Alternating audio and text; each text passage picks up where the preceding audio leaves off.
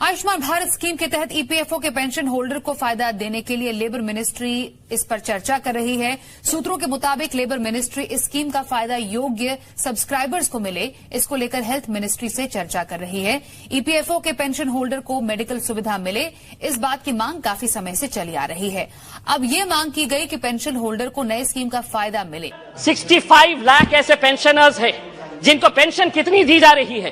250 रुपये, 500 रुपये। Finance minister साहब से मैं इसलिए मुखातिब हो रहा हूं कि ये मेरे शहर से आते हैं। क्या ये सच्चाई नहीं है कि पिछले 7 सालों के अंदर, 7 साल पहले गैस के सिलेंडर का रेट 450 रुपये था, आज आपने उसको 1080 रुपये किए हैं। क्या इस देश के अंदर गरीबों के लिए, मिडिल क्लास के लिए और धन्ना सेठों के लिए अलग अलग कानून है? आरबीआई ये आपको कह रहा है कि हम आपको डिटेल नहीं दे सकते हैं कि कौन बड़े धन्ना सेठों ने पैसा लिया है, ये देश को आप नहीं बताएंगे। जनवरी से लेके नवंबर 2022 तक महज 11 महीनों के अंदर 940 किसानों ने आत्महत्या की है। मैं देश की बात नहीं कर रहा हूं, मैं सिर्फ मराठवाड़ा, एक जो देश का एक छोटा सा हिस्सा है, कहीं ना कहीं आपकी कुछ नीतियां गलत हो रही है। अध्यक्ष महोदय, कहीं ना कहीं आपकी नीतियां गलत हो रही है, वरना इन किसानों की मौत को आपने सिर्फ एक आंकड़ा बनाकर रख दिए हैं। रेट्स तो बढ़ा रहे हैं, होम लोन का रेट बढ़ गया, व्हीकल लोन का रेट बढ़ गया, आप एफडी का रेट क्यों नहीं बढ़ा रहे हैं? नहीं है क्या? सरकार का नुमाइंदा है और वो अगर पैसे छुपा रहा है, जो बात हमने वित्त सचिव के सामने रखी थी वो उन्होंने एक्सेप्ट की है, ये आंकड़े उन्होंने एक्सेप्ट किए हैं। और इसी के लिए हम आपसे निवेदन करते हैं कि बूढ़े बुजुर्गों को आज ये अनशन पर बैठने से आप वंचित करें, क्योंकि रोकें, क्योंकि सरकार की साख इसमें बिगड़ेगी।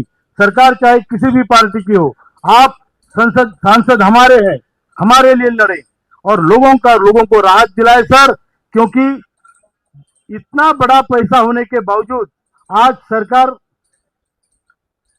हमें केवल 1171 रुपए एवरेज पेंशन है।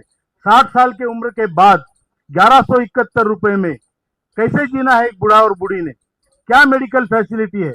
और केवल ये लोग पेंशनर है तो सरकार की सारी स्कीमों से वंचित है। ये बहुत बड़ी त्रासदी है इस देश में।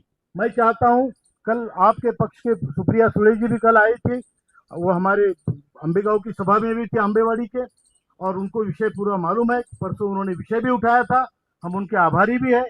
आदरणीय हेमा मालिनी जी ने भी हमें मदद की है। तो हो सकता है जो लोकप्रिय पर्सनैलिटीज है, हेमा मालिनी जी, अमोल कोल्ले जी, इन्हीं की वजह से शायद हमें कुछ राहत मिले।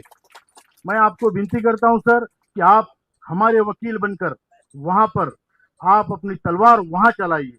धन्यवाद।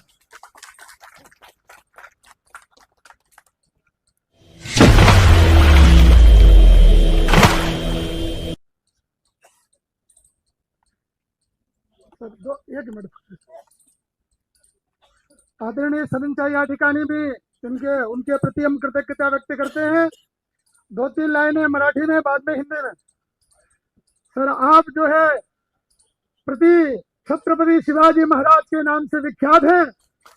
छोटे छोटे बच्चे आपको इसी रूप में देखते हैं और हम चाहते हैं कि यहाँ से जाने के बाद में आप दिखा दीजिए कि हम छत्रपति शिवाजी महाराज के वंशज हैं और उनके हम जिस प्रकार से कहते हैं छाया है, उनके हम जो है एक प्रकार से हम उनके वंशज होने के साथ में उनकी आगे वाली पीढ़ी को बनाने वाले आज के सबसे बड़े योद्धा हैं। सर 2 मिनट हम आपका केवल समय लगे, नहीं फक्त 2 मिनट आपला घेणार है। सर, दुखादी गोष्ट अशी है, दुख की बात यह है कि जब हम बीजेपी के एमपी के पास में जाते हैं, माननीय कमांडर साहब ने कहा कि 2 बार प्रधानमंत्री जी ने आश्वासन दिया। हम जब बीजेपी के एमपी के पास में जाते हैं तो वो तो कहते हैं कि आप तो प्रधानमंत्री से मिलके आ गए, अब आप वहीं जाओ। हम मोदी जी के सामने क्या कुछ कह सकते हैं? तो आज उनके वो असहाय है तो हमारी बात को उठा नहीं सकते हैं, जो सत्य आपको हम बता रहे हैं। और सत्य है, देखिए, एक तरफ जो है हमारे साथ में छल किया जा रहा है, ये बात हम सबसे पहले यहाँ आपके सामने रख रहे हैं, इसलिए कि आप इस बात को उठा सकते हैं। हमसे पहले कहा गया, ये श्रम मंत्री जी का पत्र है जो हेमा मालिनी जी को डीओ लिखा गया है। उन्होंने कहा कि एक प्रपोजल हमने पेंशन वृद्धि का और हमने 2018 में दिया, ये लिखा हुआ है। बाद में कहा कि 9/9/2020 को हमने फिर एक प्रपोजल भेजा और बाद में कहा कि 19/10/2020 को और हमने उसका रिमाइंडर दिया। ये एक पक्ष है, यह जो है राइटिंग में है। और दूसरा, हमारे श्रम राज्य मंत्री संसद में स्टेटमेंट दे रहे हैं, there is no proposal to increase the minimum pension under EPS. ये बताइए, ये केवल हमारे साथ में छल नहीं है, ये संसद के साथ में छल है सर। इसको आप जो है बताइए।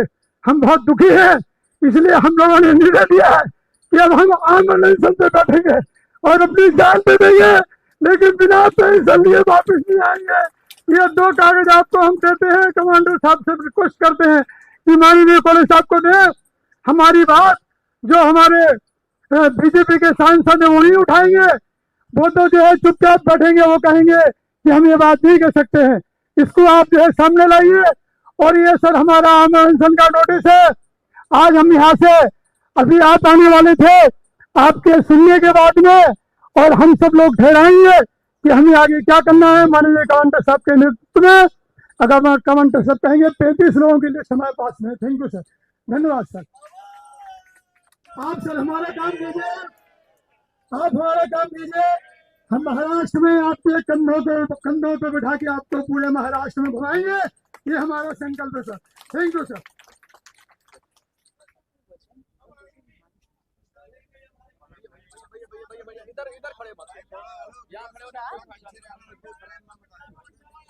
माइक लगा दूं भैया, मुंह पे ना लगाऊं, ऐसे ही स्पीकर लगा, स्पीकर के पास लगा। हाँ वही आ जाएगा। आदरणीय कमांडर साहब, सिंह साहब, आप सभी मान्यवर, आप सभी बुजुर्ग, आप सभी को मेरा सादर प्रणाम।